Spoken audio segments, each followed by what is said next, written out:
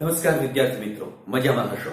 ધોરણ 9 English second લેંગ્વેજની અત્યારે આપણે વાત કરી રહ્યા છીએ અને તેના યુનિટ નંબર 5 જેનું ટાઇટલ આપવામાં આવેલું છે રાની કી વાવ. તેના બે ભાગ સુધીની યાત્રા આપણે પરિપૂર્ણ કરી ચૂકેલા છીએ અને હવે આપણે તેના ત્રીજા પાર્ટમાં જઈ રહ્યા છીએ. ત્રીજો અને અંતિમ પાર્ટ એટલે અંતિમ સવા બે પેરેગ્રાફ જેટલું છે એની વાત હવે આપણે કરવાના છીએ. અને હું આશા રાખું છું કે અત્યાર સુધીમાં જે અભ્યાસ આપણે કરી ચૂકેલા છીએ તે તમામ વિડીયો તમે પૂરેપૂરા સમજણ સાથે શીખેલા હશો. એના પછી આપવામાં આવેલા પ્રશ્નોના જવાબ પણ સરસ રીતે તમે સમજેલા અને શીખેલા હશો એવી પણ સાથે સાથે આશા સેવી રહ્યો છું. તો આવો શરૂ કરીએ. પેજ નંબર 49 ઉપર આપવામાં આવેલા અંતિમ બે પેરેગ્રાફની વાત હવે આપણે કરવા જઈ રહ્યા છીએ. તો ચાલો, most of them ત્યાંથી આપણે શરૂ કરીએ છીએ. most of them present Vishnu in his 10 different avatars. એમનામાંના જેટલા સ્ટેચ્યુઝ અંદર મૂકવામાં આવેલા છે, જેટલા સ્કલ્પચર્સ મૂકવામાં આવેલા છે, એમાંથી મોટા ભાગના અગાઉ પણ કહેવામાં આવેલું છે કે the vow is solely dedicated to Vishnu. ભગવાન વિષ્ણુને એકદમ સંપૂર્ણ રીતે સમર્પિત કરવામાં આવેલી હોય તેવી આ વાવ છે. તો અહીંયા ભગવાન વિષ્ણુના અલગ અલગ અવતારો વિશેની વાત કરવામાં આવેલી છે, જેમાંથી 10 અવતાર અહીંયા પ્રસ્તુત કરવામાં આવેલા છે. એટલે કે છે કે most of them present Vishnu in his 10 different avatars. The most attractive sculptures are those of Varaha, Vaman, Narsimha, Ram, Kalki and Mahishasur Mardini. આમાંથી જે સર્વશ્રેષ્ઠ સ્કલ્પચર્સ છે એટલે કે શ્રેષ્ઠ શિલ્પો જેને ગણી શકાય એવા શ્રેષ્ઠ શિલ્પોમાં જેની ગણના કરવામાં આવે એમાં વરાહ, વામન, નરસિંહ, ભગવાન નરસિંહ અને રામ, કલ્કી અવતાર કે જે હજી આવ્યા જ નથી એનું પણ એક પ્રતિમા એની અંદર મૂકવામાં આવેલી છે અને મહિષાસુર મર્દિની. તો આ તમામ જે સ્કલ્પચર્સ છે એ મોસ્ટ એટ્રેક્ટિવ છે. હવે જો આ વાક્ય જે મૂકવામાં આવેલું છે the most attractive sculptures are those of કરીને પછી ભગવાનના અલગ અલગ નામ મૂકવામાં આવેલા છે. આ આખું વાક્ય જે છે એ સુપરલેટિવ ડિગ્રી સાથેનું વાક્ય અહીંયા તમારી સામે રજૂ કરવામાં આવેલું છે અને એટલા માટે આવા પ્રકારનું જે વાક્ય છે એ ડિગ્રીની દ્રષ્ટિએ સુપરલેટિવ ડિગ્રીનું, પરંતુ આપણને પરીક્ષાની અંદર ફંક્શન તરીકે પૂછવામાં આવે છે અને ફંક્શન તરીકે જ્યારે આ વાક્ય તરીકે પૂછાય તો આપણને ખબર હોવી જોઈએ કે આ વાક્ય શોવિંગ કે ડિસ્ક્રાઇબિંગ કમ્પેરિઝન નું વાક્ય કહેવામાં આવે. કેવું કહેવાય? Showing comparison. કમ્પેરિઝન નું વાક્ય છે મોસ્ટ એટ્રેક્ટિવ. એટ્રેક્ટિવ નો અર્થ થાય આકર્ષક. The most attractive sculptures are those of Varaha, Vaman, Narsimha, Ram, Kalki અને Mahishasur Mardini. The apsaras with 16 different makeup styles add to the grace of this unmatched sculpture. સાથે સાથે અપ્સરાઓના 16 અલગ અલગ પ્રકારના મેકઅપ્સ રજૂ કરવામાં આવેલા છે. એટલે કે અપ્સરાઓના પણ અલગ અલગ સ્વરૂપોને અહીંયા પ્રસ્તુત કરવામાં આવેલા છે. અલગ અલગ મેકઅપ સાથે અપ્સરાઓની પ્રસ્તુતિ કરવામાં આવેલી છે એવા 16 સ્ટેચ્યુ છે. એના different makeup style add to ઉમેરે છે the grace of these unmatched sculptures. Unmatched એટલે બીજાની સાથે કમ્પેર ન થઈ શકે તેવા, અનકમ્પેરેબલ હોય તેવા આ સ્કલ્પચર્સ મૂકવામાં આવેલા છે.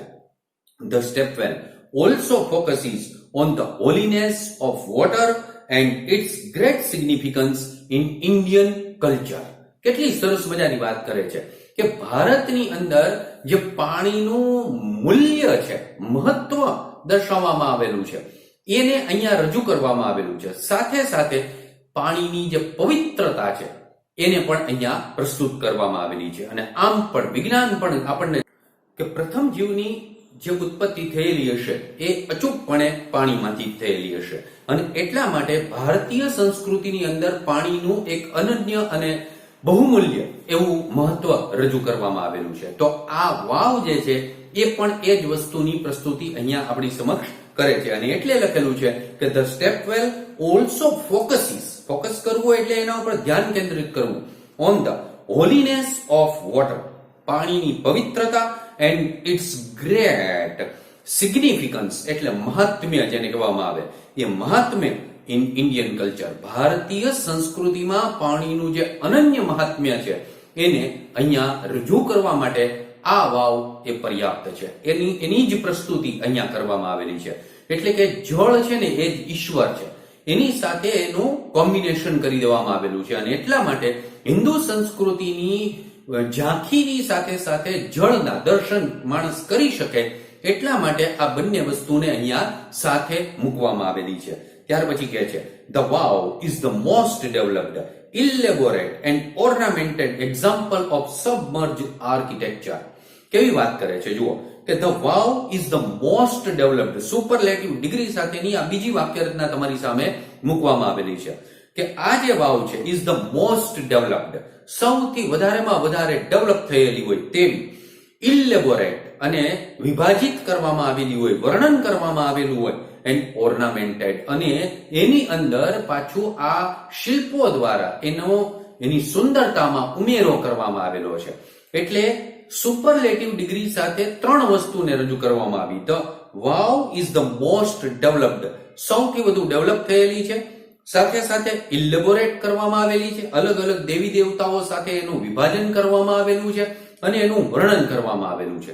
અને પછી કહે છે ઓર્નામેન્ટેડ, અને અલગ અલગ શિલ્પો સાથે અને અતિશય સુંદર. આજના યુગની અંદર કોઈ બનાવવા બેસે તો આવા શિલ્પો કદાચ 41 વર્ષે આ તો વાવ આટલી બની, કદાચ અત્યારે આટલો પ્રયત્ન કરવામાં આવે તો પણ ન બની શકે એટલું અદ્ભુત અહીંયા પ્રસ્તુતિ કરવામાં આવેલી છે. અને એટલા માટે કહે છે કે ઓર્નામેન્ટેડ, એને સુશોભિત કરવામાં આવેલી છે.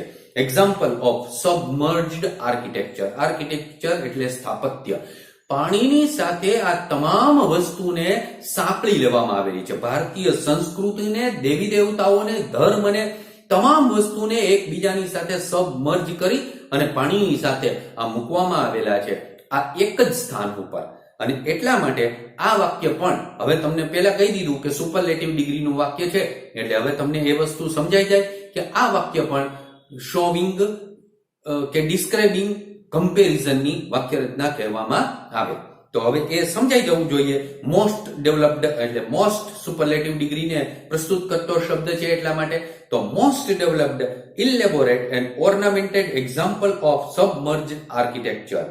It sings the glory of development of stepwells in India.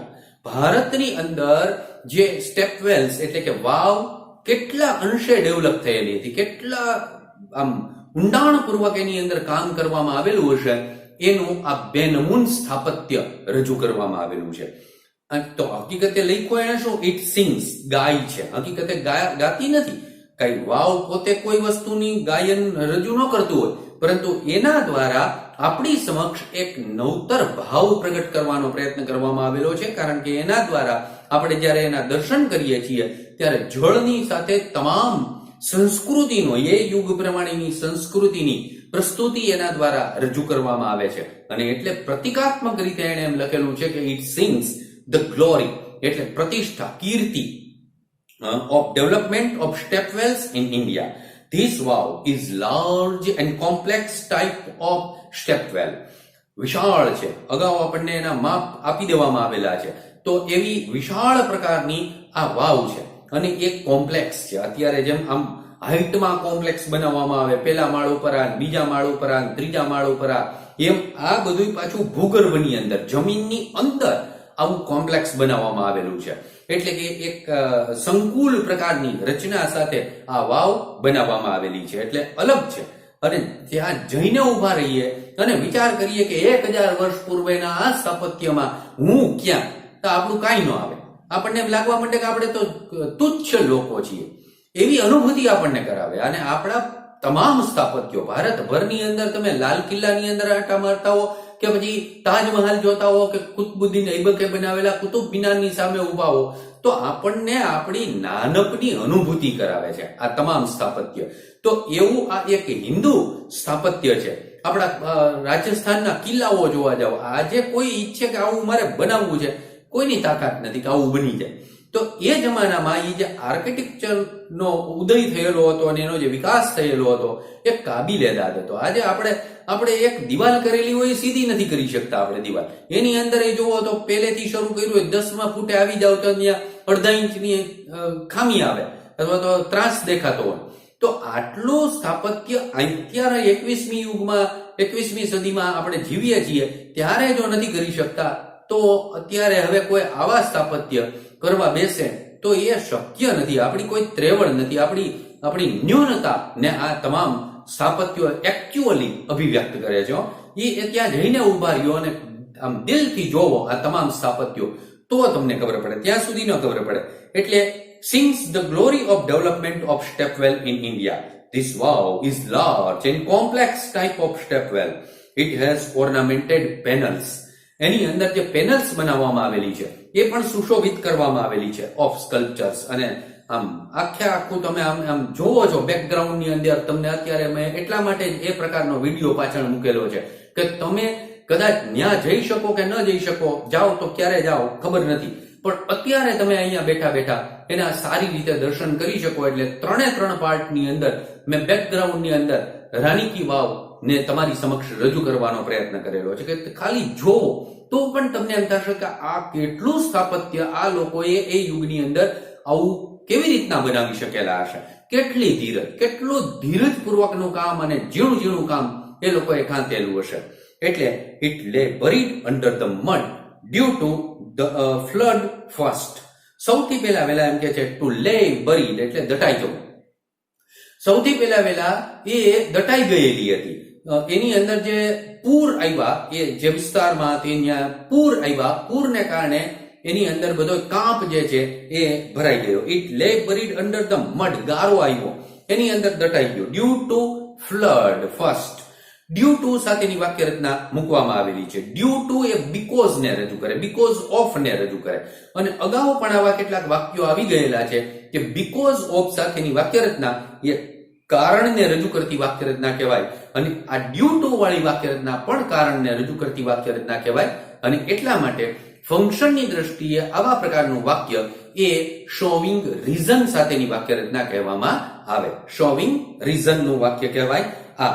It lay buried under the mud due to floods first and then, અને પછી વેનિશિંગ, અને પછી એ નષ્ટ થઈ ગયું, ઓફ ધ રિવર સરસ્વતી, અને સરસ્વતી નદીના પાણીના કારણે એ નષ્ટ થઈ ગઈ, એટલે કે દટાઈ ગઈ સાવ. પહેલા પૂર આવ્યું, એને કારણે એની અંદર ગારો અંદર ભરાઈ ગયો, અને પછી ધીમે ધીમે કરતા એ સરસ્વતી નદીના વેણની અંદર આવવા લાગી, અને એને પરિણામે એ વાવ જે છે એ સંપૂર્ણ રીતે દટાઈ ગઈ. It was hidden under the layers of silt. Silt એટલે કાંપ, SILT. સિલ્ટ નો અર્થ થાય કાંપ. એ એક પછી બીજો, બીજા પછી ત્રીજો, ત્રીજા પછી ચોથા વર્ષે જે પૂર આવતા ગયા એને કારણે એની અંદર જે કાંપ ઢસડાઈને આવતો હતો એને પરિણામે સાવ દેખાતી જ બંધ થઈ ગઈ આ વાવ. It was hidden. હાઇડ એટલે સંતાઈ જવું, હિડ અને ભૂતકાળનું રૂપ હિડન એટલે પેસિવ વોઇસની વાક્ય રચના છે. It was hidden under the layers of silt. એ કાંપના લેયરની નીચે એટલે કે પડળોની નીચે ઢંકાતી ગઈ ફોર ઓલમોસ્ટ 7 centuries. 7 સદીઓ સુધી એ એમનેમ દટાયેલી રહી, અને કદાચ એટલે જ બચી ગઈ. નહીતર તો ઘણા બીજા બધા રાજા મહારાજાઓ આવ્યા અને પછી એને શાસન કર્યું. જો એના ધ્યાનમાં આવી ગયું હોત તો એને કેદુવસની આ વાવને નષ્ટપ્રાય કરી નાખી હોત, તમામ મૂર્તિઓ ભાંગી નાખી હોત, પણ એ દટાઈ ગઈ. કુદરતની કદાચ એવી ઈચ્છા હશે કે દટાયેલી રહે, એટલે દટાઈ ગઈ અને એને કારણે જ એ બચી ગઈ. અને બચી ગઈ તો આજે આપણે એના દર્શન કરી શકીએ છીએ.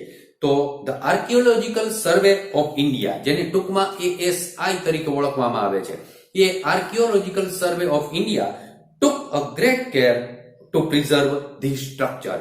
આ સ્ટ્રક્ચરને સાચવવાના હેતુ સાથે એમ કે છે કે આર્કિયોલોજીકલ સર્વે ઓફ ઇન્ડિયાએ એની ખૂબ સાવચેતીપૂર્વક, સાવધાની સાથે એની સંભાળ રાખેલી છે. To take care of A phrasal verb કહેવામાં આવે. ટુક કેર ઓફ ભૂતકાળનું રૂપ થાય અને ટેકન કેર ઓફ ભૂતકૃતનું રૂપ થાય. Took care, great care. To preserve, preserve એટલે સાચવી રાખવું. Preserved is the past tense and the form of past participle. This structure, આ સ્ટ્રક્ચરને સાચવી રાખવા માટે ખૂબ પ્રમાણમાં આર્કિયોલોજીકલ સર્વે ઓફ ઇન્ડિયાએ એની સાવચેતી રાખેલી છે અને માવજત કરેલી છે. In February of 2013, ASI એટલે Archaeological Survey of India nominated this wow for the World Heritage Site. UNESCO ની અંદર આ દુનિયાભરના લોકોને ખબર પડે કે આટલી સરસ વાવ ઇન્ડિયાના આ ગુજરાત સ્ટેટની અંદર આવેલી છે, એના માટે એની નોમિનેશન કરાવવામાં આવ્યું. અને આ વાક્ય જુઓ, in February 2013 ASI nominated this wow for the World Heritage Site. એમાં આપણે અંડરલાઈન આપીએ છીએ માત્ર આટલા જ પાર્ટ નીચે, ઇન ફેબ્રુઆરી 2013 આટલા પાર્ટ નીચે અંડરલાઈન આપેલી છે, સમય રૂપિયા જવાબ છે. આટલો જેટલો પાર્ટ આપેલો છે જેમાં અંડરલાઈન કરીને આપવામાં આવેલી છે એ સમય છે. તો પ્રશ્નમાં આપણે સમય માંગવો હોય તો પ્રશ્ન કેવી રીતના બને? તો પ્રશ્ન બનશે when થી. ભૂતકાળની વાક્ય રચના એટલે when did ASI nominate, did આવ્યું એટલે ક્રિયાપદનું મૂળ રૂપ, nominate this wow for the World Heritage Site. આખું વાક્ય બન્યું when did ASI nominate this wow for the World Heritage Site. એટલે જવાબ આવે in February 2013. તો આ રીતે પ્રશ્ન બનશે. In February 2013 ASI nominated this wow. હવે ધારો કે આટલો જ વાક્ય લઈએ કે ASI nominated this wow. Change the voice કરીએ આ વાક્યમાં. તો this wow was nominated by ASI. This wow was nominated by ASI for the World Heritage Site with the excellent teamwork. જ્યારે તમારે કોઈ પણ આવું સ્થાપત્ય એ વર્લ્ડ હેરિટેજ સાઇટમાં રજૂ કરવું હોય તો તમામ કાગળ, તમારો એનો ઇતિહાસ અને એની સાથે સંકળાયેલા માનવ મૂલ્યોની પ્રસ્તુતિ તમારે કરવી પડે. તો ગ્રેટ ટીમ વર્ક એમ કે છે by the ASI and the state government of India અને ગુજરાત સરકારના તમામ શ્રેષ્ઠ પ્રયાસોની ફલશ્રુતિ રૂપે it got recognition by the UNESCO દ્વારા વર્લ્ડ હેરિટેજ સાઇટની અંદર એને માન્યતા પ્રાપ્ત થઈ. તો આ સાથે આ જે 5મો યુનિટ છે જેનું ટાઇટલ આપવામાં આવેલું છે રાણી કી વાવ, કે જે આપણા ગુજરાતના પાટણની અંદર આવેલી છે અને અદ્ભુત સ્થાપત્ય અને પ્રસ્તુતિ કરતી આ વાવ વિશેની માહિતી ત્રીજા પાઠ સાથે આપણે પરિપૂર્ણ કરીએ છીએ. ત્રીજા પાઠના અંતે આપવામાં આવેલા પ્રશ્નોના જવાબ ખૂબ સમજણ સાથે કાળજીપૂર્વક અચૂકપણે લખજો. સતત અભ્યાસ શરૂ જ છે. યાદ રાખજો વિદ્યાર્થી ભાઈઓ બહેનો, તમે જો એટેન્ડ નહીં કરતા હો પીરિયડ તો એટલું તમે ગુમાવો છો. એટલી વસ્તુ બરાબર સમજી લેજો. એટલે અભ્યાસ સતત શરૂ છે. આ એક અલગ માધ્યમથી આપણે અભ્યાસ કરી રહ્યા છીએ. વર્ગખંડને બદલે ઘરમાં અભ્યાસ અત્યારે આપણે કરવો પડે એવી પરિસ્થિતિનું નિર્માણ થયું છે.